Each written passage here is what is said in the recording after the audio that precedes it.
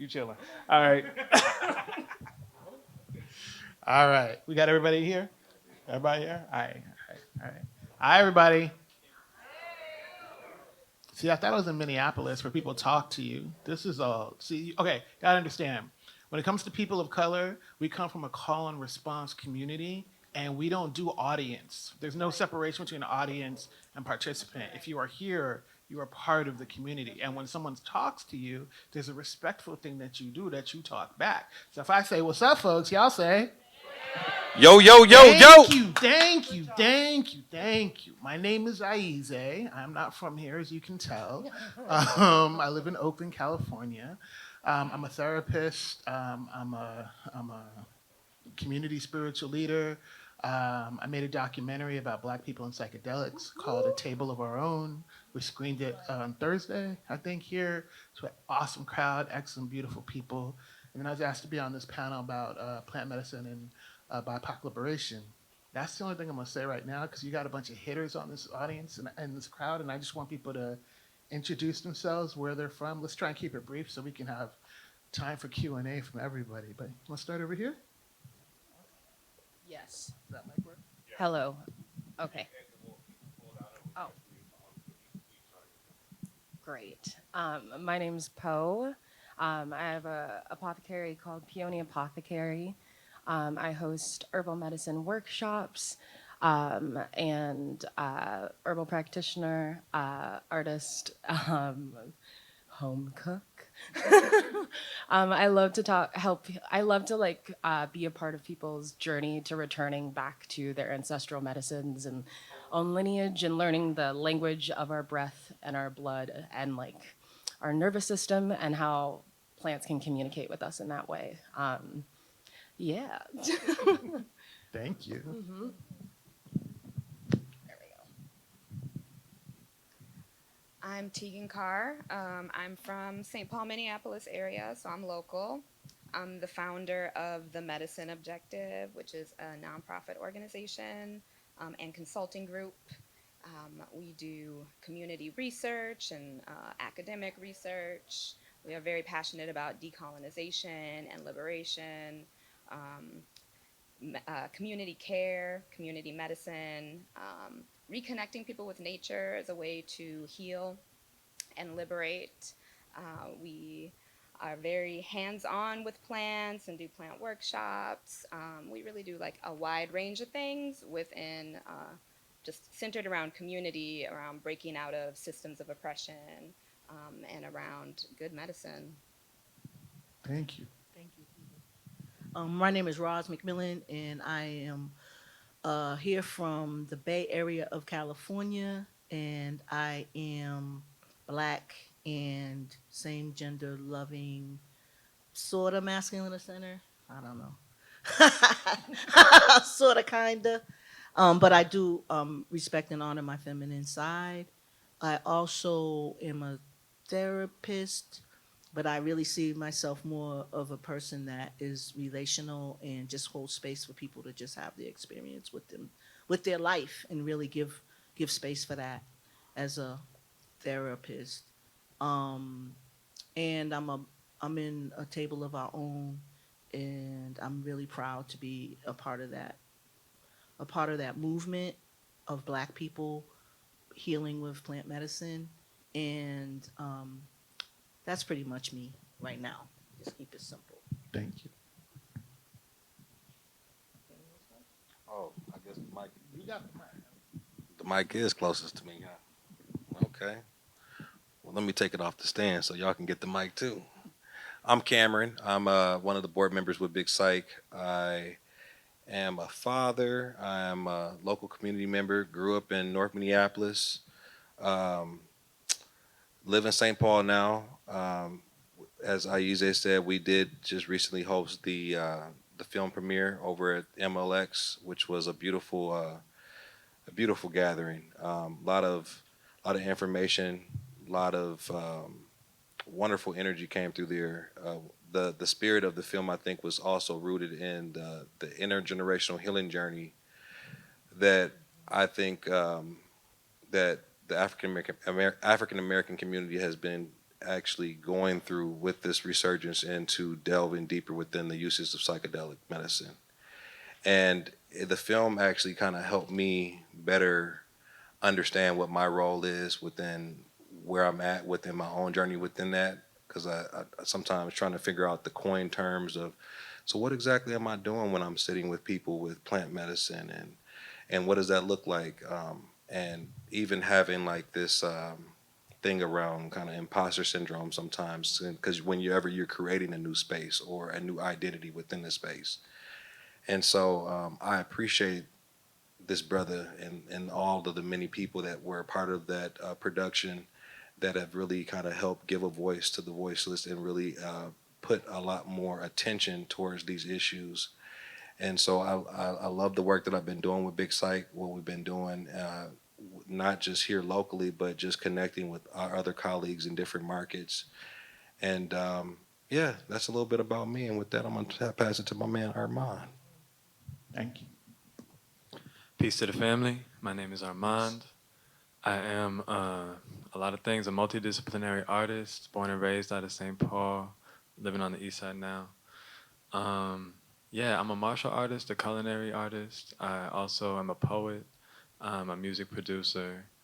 Let's see, what else? You know, I've been studying biochemistry and holistic health sciences since about and herbology since about 2015, and I have my business Pathmaker Herbs. So I sell bulk herbs. I source about 200 different herbs. I make custom tea blends, and I do health and wellness consultations. I've been doing the consultations since about 2018, and those I offer for free for Black and Indigenous folks, and that's just off of love. Yeah. I don't necessarily get donations to do that work, but on my website there is a donation page for that work to be sustained. But yeah, it's a little bit about me more so. Thank you. Yo, what up, y'all? My name's Tony Sinius. I'm here on behalf of the psychedelic community.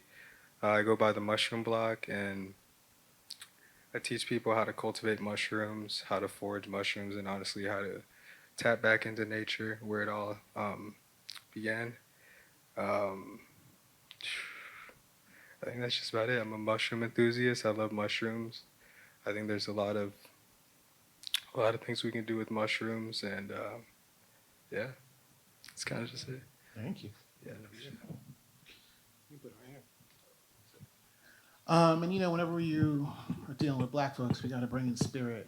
So, want to just acknowledge that there are entities and bodies that came before us that are here that sacrificed themselves, Black, Brown, Indigenous, who have somehow, through genius that we have partially lost, have imbued wisdom, knowledge, understanding, love, and respect to every single person on this panel. And so we are ourselves, but we are bringing our ancestors with us here. You know, they say we are living for 7 generations in the future and representing 7 generations in the past.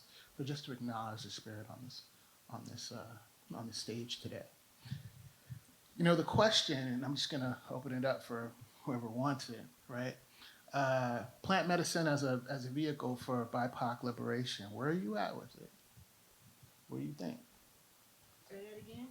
Said plant medicine as a vehicle for BIPOC liberation.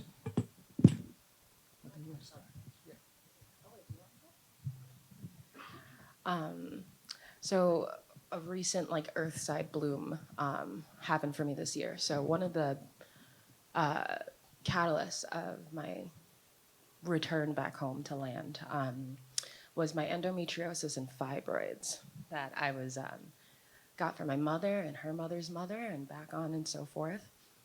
And after years of taking so much ibuprofen that I felt like it was destroying my intestinal lining, I started doing research on plants and learned about how modern gynecology is based on the torture of my ancestors, my grandmother's wombs. And through that, I was like, okay, so what do I do about that in a holistic sense? And when I think about holistic medicine, of course, like I think about every person, but also, like we said, as above, so below. How do I connect all of this at the same time? And so by sitting with that pain and like trying to work with plant medicine, I not only learned more about like the history of my womb, but like another way to approach it. And it's very interesting because in a lot of spaces, when it comes to like talking about menstrual pain, it infuriates me where it's like, breathe into your yoni. I'm like, I need to go to the ER though. Like this is like I'm bleeding out and I'm not trying to put like a woo-woo band-aid over this. I think we need to, there's two sides. I come from a practical family and I come from highly intelligent healers and doctors. So it can be like one and the same. And I'm very grateful that I have found like a care team that's excited when I tell them about the plants that I work with. That's like in this modern medicine field, and also like have people in my community who we get to like kind of have that space. But anyway, full circle, I got about a little over a pound of fibroids removed this year. After and that was back in March. So I'm now like returning back to my body, and I'm just like, whoa, this earthside bloom. It's not like an ending story at all, but it's more so like I had to deal with this reckoning. Like, did I give up by like having a laparoscopic myomectomy? No, exactly. But it's like that internal process, and I'm like, no, this is my relatives wanted me to live a good life and to feel peace in my body, and that was really liberating for me. So I just wanted to open up with that the duality of like taking care of yourself is not like one thing. It can be a whole thing, and you have so much sovereignty and intelligence in your own being. And like, yeah, that's it. Thank you. Yeah.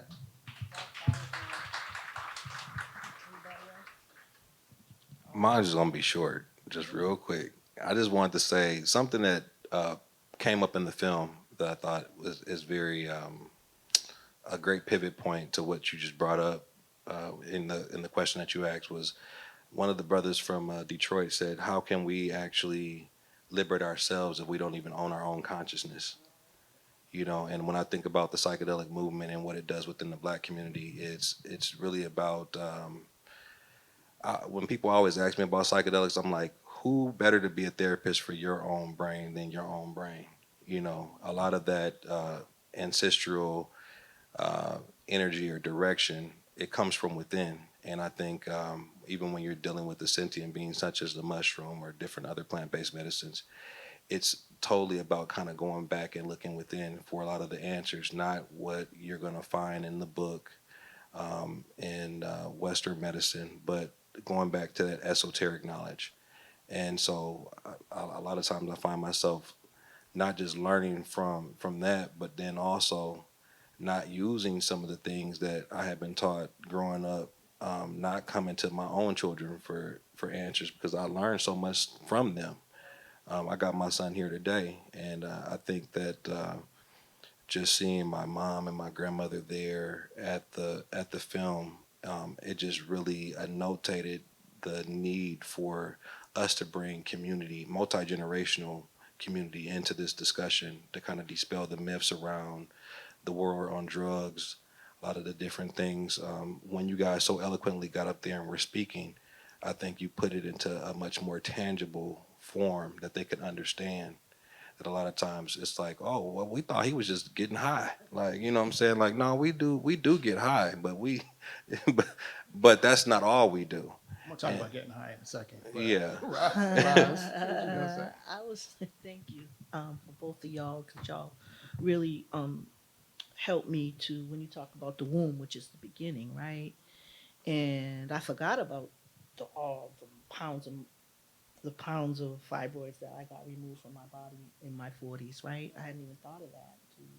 Reminded me in the connection of that with gynecology and the research that was done on enslaved women to with no anesthesia or anything, right? And then I was thinking about, BIPOC. For me, I know that the BIPOC, the Black and BIPOC, is the most important thing, and what I recognize uh, through this journey of medicine and working with the plants is the importance of who are we to each other as Black people.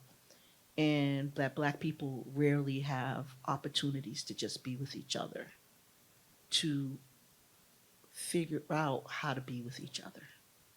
That we rarely have spaces to just be with each other and be Black. And when Aize created that space for us for the film, how important it was for us to continue that idea and to really be, like the brother said when he introduced us, be in action about that. What does it mean to be in community with my brother? It means calling him and seeing how he's doing. It means having a meal with him. It means, like, I'm kind of notorious about calling people and just saying, yo, what you doing?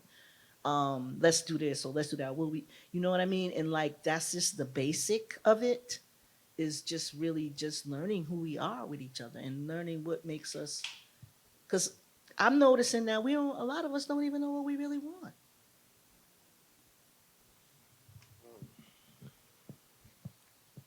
Word, word. On a tangent, I want to say succinctly, and please listen carefully, your health is vital to your liberation. There is no liberation without your health. Whatever that means to you, with where you're at now, nurture that space. We can't be reliant on their systems and still seek liberation from them. We have to reduce our dependency. So taking control over your health makes you more of an autonomous being separate from their systems of control. And so you have to take control of your health. You have to. And we have to together. Yes, rest is resistance. Okay. So, with psychedelics as a pathway to liberation, I spent about a decade of my life in a very abusive relationship, and I knew that coming out of that, in order to recover and heal, I was going to have to go through intensive rehabilitation. And I had a therapist I was seeing weekly. I had another therapist who was a trauma specialist I was seeing. I was doing group therapy 3 times a week for 6 months. And what I learned in that process is that the rehabilitation is deprogramming from brainwashing. Because in order to be kept in a system like that or in a situation like that, there has to be that mental control and that psychological control. And, bringing it bigger picture, I think that something that we as Black and brown people need to be reminded of and we need to keep in mind is that throughout our history here in this country since colonization, we have been in a brainwashing context. And for generations, Black people far, far, far outnumbered white people in the South. And the only way to keep enslaved people in control was through controlling consciousness. And that is something that even though our society looks very different and has changed, that has continued because we've taken this pathway that has routed us directly from that situation into where we are now. And we still are in this system of oppression. And so for me, the healing of psychedelics it's a whole thing, but I want to bring special attention to the fact that psychedelics, I believe, give us access to to everything that exists external to this system that we're in, which is very closed. And colonization, just by definition, is completely exclusive. And it blocks out anything that exists outside of it. And that is why there is so much persecution and so much oppression. And so psychedelics as a pathway to liberation, through psychedelics and I'll say through ceremony and high doses and through ceremony, I feel that I've been able to access healing and access knowledge and teachings that have not been available in my lineage for generations. Thank you. Did you want to say? Yeah, no, I definitely want to add on to that. So for me, psychedelics definitely brought me back to nature, and it definitely showed me that's definitely where I'm from, and that's where we're all from. And in addition to that, um, it taught me the importance of cultivation and getting out of that cycle of consumerism, and growing your own. Well, cultivating fungi inspired me to grow my own food, and I think that's really important, especially for Black and Brown people.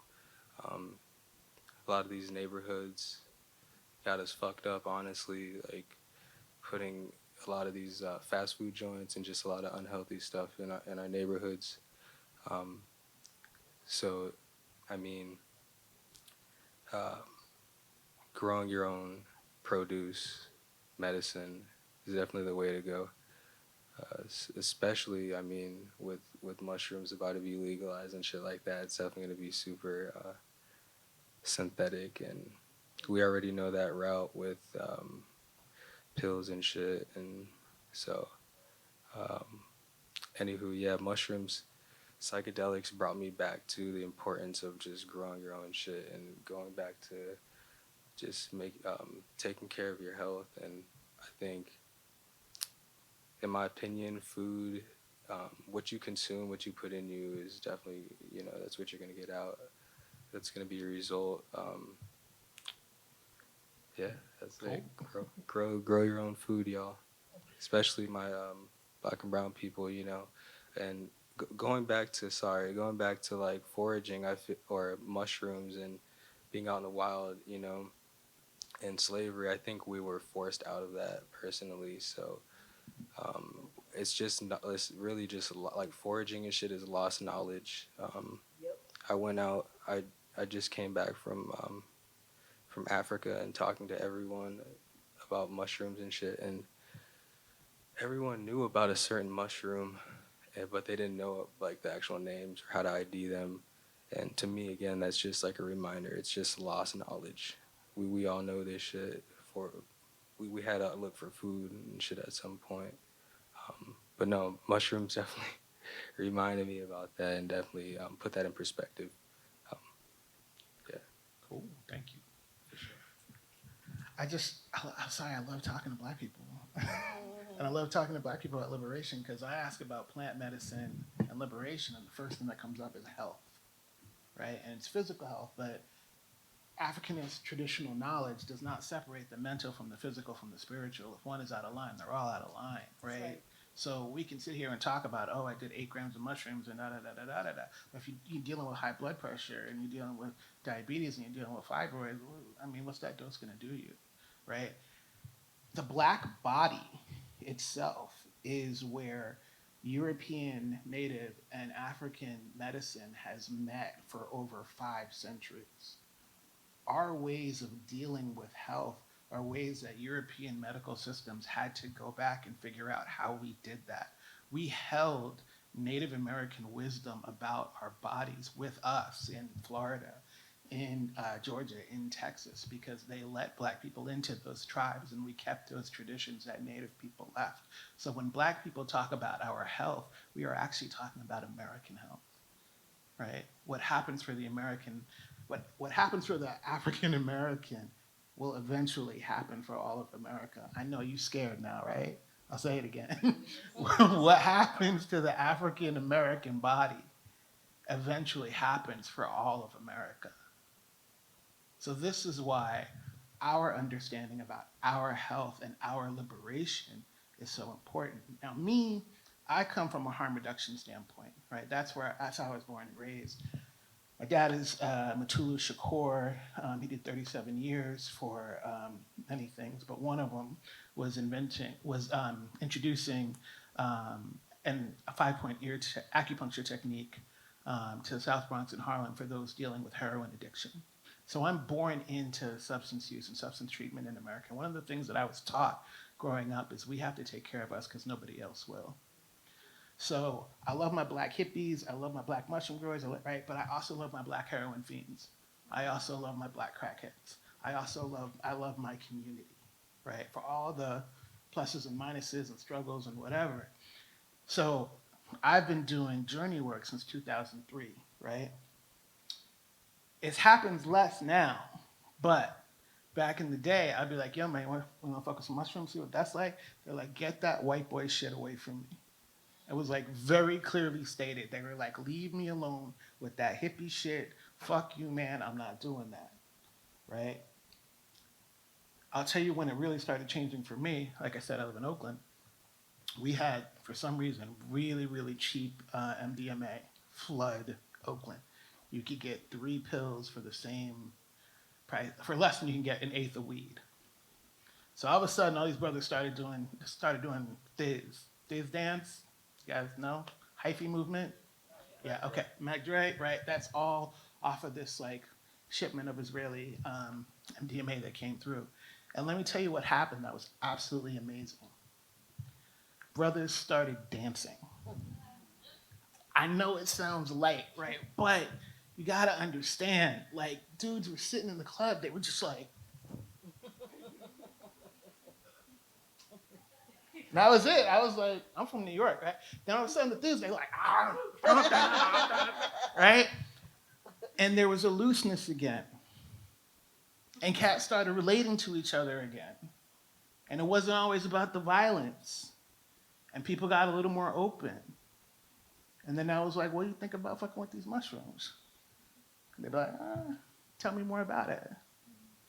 So I'm wondering, maybe not the path isn't ecstasy, but for all of you, have you experienced like boundaries or like limitations when trying to get other Black people to experiment with plant medicine, be it for healing, be it psychedelic, and how do you overcome those barriers that other people put up?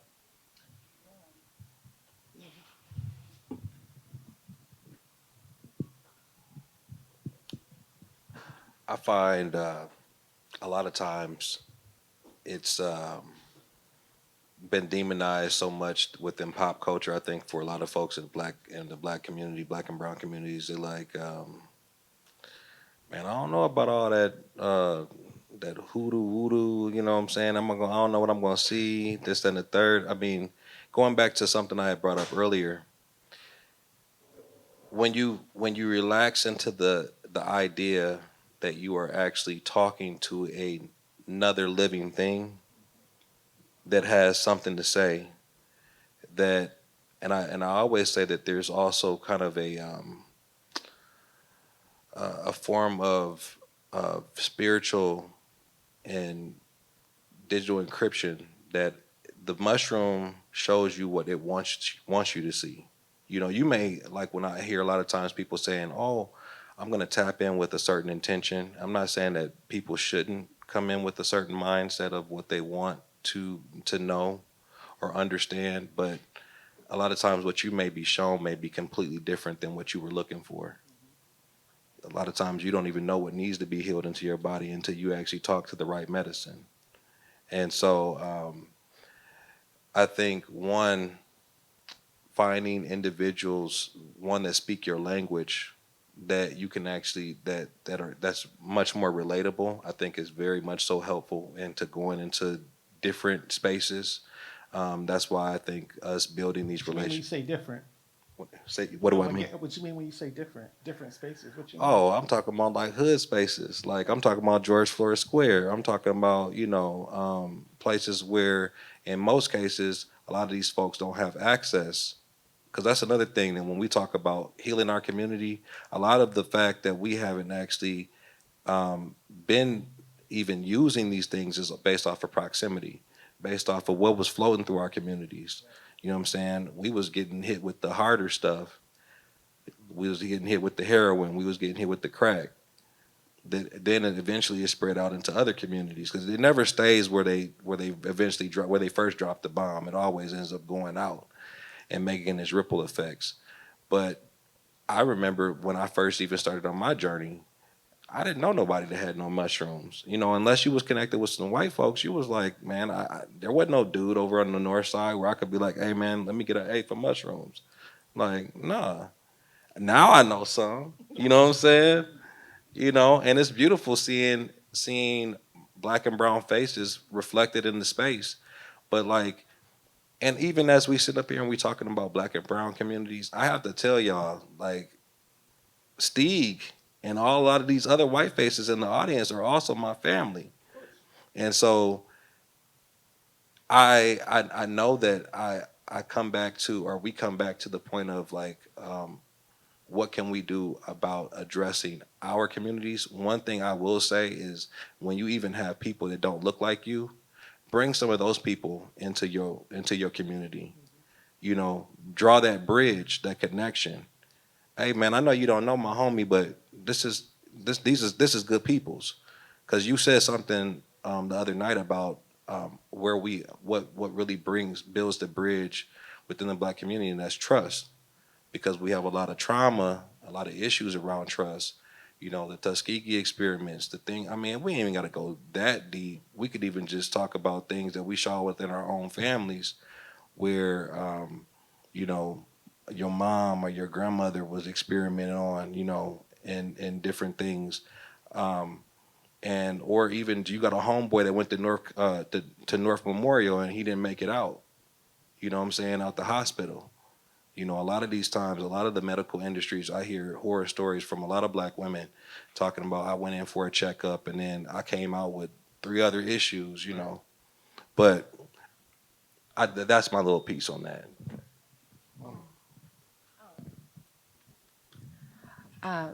So relating to the question of like how to, you know, be a representation in your own community, something that has worked with my own self, because I feel like a lot of things start with the self and like where's my apprehension coming from. And I took this BIPOC nature writing class at the Loft, and we talked about how why do we, when we say you want to go outside and you're saying this to your black and brown friends, why is the response like, oh, that's white people shit, or like making a joke about like being a slave, like I'm not going to go outside, like this, that, and the other. This was a long time ago, but I was like, yeah, that was something that I grew up with. Looking back now, I like to look back at the historical context. So are we familiar with the Flexner Report? Yeah, the Flexner Report. So just basically back in the day, sorry, it like angers me and it like makes me cry. But slaves were seen as better doctors than the white slave masters back in the day. Probably for one of 2 reasons. All that bodily intelligence that you were speaking on making its way here. Also, if you accidentally did harm to your slave master, you would not exist. So there's that aspect. So when we look at even like things like vaccinations, inoculations came from Hercules, who was like, it doesn't even matter who the fuck his slave master was, but that's how we got inoculation. When we come to anesthesia, especially for giving birth, that came from like an alcohol made from banana peels. That lineage was brought here. Same with like sterilization before operating, which is something that people were laughed at for even saying like wash your hands before you cut someone's leg off. So it's just like there's that. And so when we get to the Flexner Report, this was like early 1900s. This man who wasn't even a doctor, he wasn't even in the care industry, I think he was a teacher, basically said, we have too many eclectic physicians, so herbalists. We have too many black doctors. We have too many women doctors. And what we actually need is to have less black doctor schools, and then just cut them down to just like 2 in the whole country. Because we just need 2 really good ones or something like that. I can't remember the words verbatim. I remember reading it in my herbal studies class. And so one of the reasons why medicine and body sovereignty for black people is because of that Flexner Report in the late 1800s, early 1900s. So when I think about it, I'm like, there's a wall in my own thought process before I learned this. I'm like, why can't we just blah, blah, blah? I'm like, that's that programming. It's like, it's that brainwashing. It's that no, you don't have a future if you don't know your past. And so like learning this and being like, okay, not only does this give me a new approach, it gives me empathy for my past selves and like understanding for anybody, where it's like, let me explain like how fucked it's been in like an historical, tangible context. Because sometimes people, they're like, I can't do this like esoteric shit that you're talking about. I need you to like give me concrete. And I'm like, I got you. I can do both. And so like, I just wanted to bring up that Flexner report and vaccinations and that access, that part of returning. And so the thing that we're doing right now is we are like dismantling this Flexner report just by being here today. And that's like really exciting. So yeah. Maybe one more, and then we're going to open it up for questions, if folks have questions out there. I was just gonna say, I'm a recovering addict from heroin in the '80s and crack in the '80s, and I remember when the New York boys came and took over, the Cat Boys came. Wasn't I me. remember, It wasn't me. yeah, I remember all of My that. cousins, but it wasn't I me. got clean in 36 years ago, and as a recovering addict, I have to be really careful about when and why I I come into ritual and I understand about my healing, because my healing is so complex, and I do have a history of being addicted to medicines, right? And so and a lot of my community are recovering people, and so as a matter of fact, to be real honest, it scares me a lot of times to tell people that I do this medicine as a recovering person. I use history a lot. I use history a lot, and I use my own history a lot. People who knew me in the '80s and see me now know that something happened. My family, who actually I'm visiting with right now, who came to the film, they don't really get what I'm talking about. My mother didn't understand when we showed the film in Boston. She didn't know what the hell was going on. However, I am an example because they knew me then and they know me now. And even my boy Rob, he's a recovering person. He's around my same age, and he's been going through a lot of health issues. And I told him to talk to Aize, because I'm not a black man in America, but my brother is. And they talked, and if he decides to sit with the medicine, he decides to sit with the medicine. I don't advocate that everybody sits with the medicine, because that's not true. Maybe him sitting with my brother was enough medicine for him. You know what I'm saying? And I took him to acupuncture the other day because he has this crazy anxiety. So I sat with him in acupuncture, and I had acupuncture. I was on one table and he was on the other table. When he got up, he said he felt a little better. So those are the kinds of things that I do. I just like show up, and I share my knowledge, and I share my community. Appreciate you. We got about 10 minutes. Any burning questions, comments, concerns for anybody on the panel? Oh, there's a lot of dopeness going around. Yes. How do I integrate plant medicine into my practice as a general talk therapist? Kind of like Ross says, plant medicine isn't for everybody. It's not for everybody at all times, right? So if somebody's coming for talk therapy, they're coming for talk therapy. If I see places where I'm like, this overwhelming anxiety you have about everything in general, that comes from a very real and like identified place, just so you know, there's a way in which we might be able to soften that. It might require a lot of courage from you, might require things from you you're not used to giving before the journey, but if you're interested, let me know. And then we just start working it from there. Again, I come from harm reduction rule 101, meet people where they're at. Somebody's like, fuck that plant medicine, mushroom shit, the fuck? I'm like, oh, well, I guess we're not doing that. If somebody's like, tell me more, okay. If somebody's like, yes, let's do it right now, I'm like, slow down. Because the other aspect, especially with talk therapy, that we haven't trained as a society, we haven't trained people to understand, is moving at the speed of trust. And sometimes we feel that our healing has to come at the same breakneck pace in which our hurt happened. When in fact, it is that breakneck pace that harmed us in the first place. So if we can slow it down a bit and be like, here's something that might help, it might bring up some more stuff, might bring up different stuff. But until you're ready to trust me and I'm ready to trust that you can handle this, we just talking about it. That's generally how I do it. a question back there? Okay. Let's start with the first question. The first question you talked about was nausea. For me, my experience is meditative breathing. Um, Also, the self talk, knowing that you just took a substance that's ruminating in your body and it's doing what it's doing, but this is just part of the process. Eventually, you get to a space where it's kind of almost like a place of non resistance. You know, I'm going to allow this to actually happen because this is actually a part of my journey within what I'm seeking. And so I'm meeting it halfway. And you know that the first brain is in the stomach. So also, I don't know what dietary things that you're doing in preparation for when you're actually sitting with the mushrooms. But I know that sometime actually it may, because everybody's body is so different. So me trying to give you the exact science for how my body works is going to be different for you and even your boyfriend.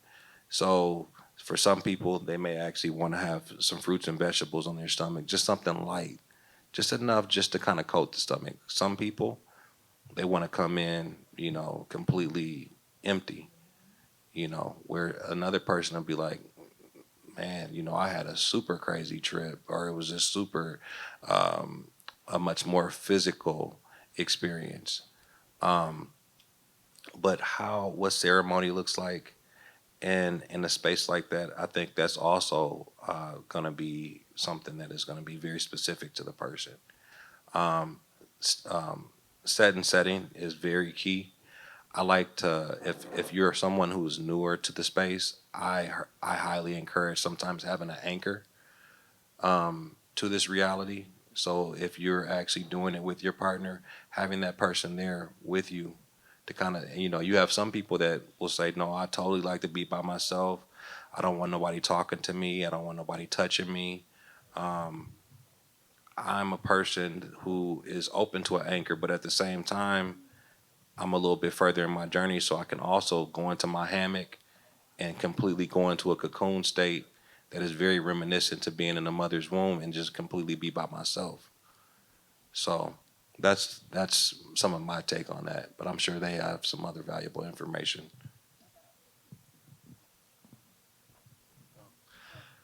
Yeah, I've worked with a lot of people, and like the brother said, everybody is different. And just like some anecdotal stuff, I had several clients who would take large doses and experience absolutely nothing. And finding out with, like, let's say, I think it was about 70% of those people, I could get them to trip eventually through different experiments. So it does take time and trial and error. There's also herbal support for the nausea thing. But yeah, the diet is a huge factor. Um, one of my really good friends who I tripped with all the time when I was first starting, um, he was like, yo, the nausea, that's part of it. He was like, tap in intuitively to that sensation, and it's saying more than just the discomfort. It's indicating more. It is in and of itself a message, and lots of messages and movement, right? Interaction with that discomfort, whether that's like writhing, spinning, and touching yourself, and like letting that energy move around you. Um, there's alchemy to be done there, in that space. So I got a lot more to say, but we could talk. This might sound a bit bizarre, but something that I did, ice. I love ice when I'm anxious or nauseous and I'm working with plant medicine. I have a bag of ice in the fridge. I will go grab it, squeeze it until it melts, and it transmutes that sensory experience. And then as it melts in my hands, it turns into water, and then I wash my face with it and have this like sensual experience. And I'm literally just like moving that. I'm kind of like washing it away from my body. If you're angry, ice is also a great thing to just throw in the bathtub. You get that shatter sound and you get that like sensory experience and you didn't have to break anything or feel bad about it because it's just ice. But like ice when you're going through that beginning stage of nausea is like really cool. Like it, because I feel like for at least me, once I go through that, it starts, and as the water melts in your hand, you're like, oh, here we go, let's go. It's like give it a shot. That's what I would do, and you know, at worst, you're cooled off. So yeah. Did you want to say that? I just wanted to say, I don't think they had a scale back in the day to have like these experiences. I've learned like the best experiences I've had with psilocybin was not dosing myself. Obviously, like making my day clear and not having stuff to do and being responsible. But it's like, I think a good threshold is like anywhere from 2 grams.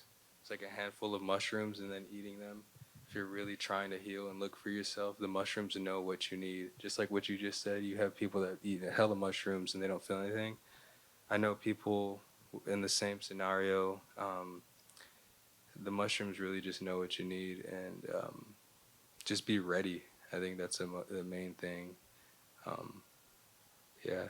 I don't think dosages really exist, honestly. Unfortunately, we're coming up on time, so I want to give everybody just like, you know, if you had like one thing to leave to the crowd to leave with. I know you had another question. I'll say that the panel after this is about psychotherapy and psychedelics, and I'm on that panel, so I can respond to that, or I'll be around too if you wanna ask directly.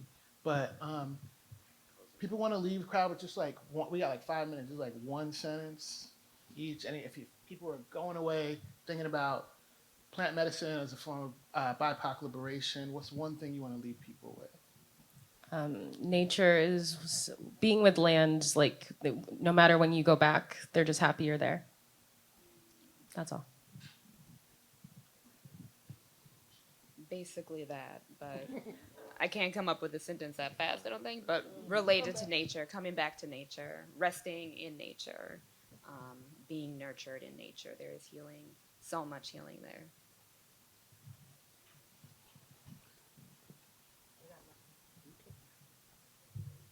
Grow your own mushrooms. There's no liberation without healing, and psilocybin breaks down into psilocin, binds to the serotonin receptor in the brain and stimulates neurogenesis, which will literally grow new neural pathways in your brain and have you thinking differently about everything and growing.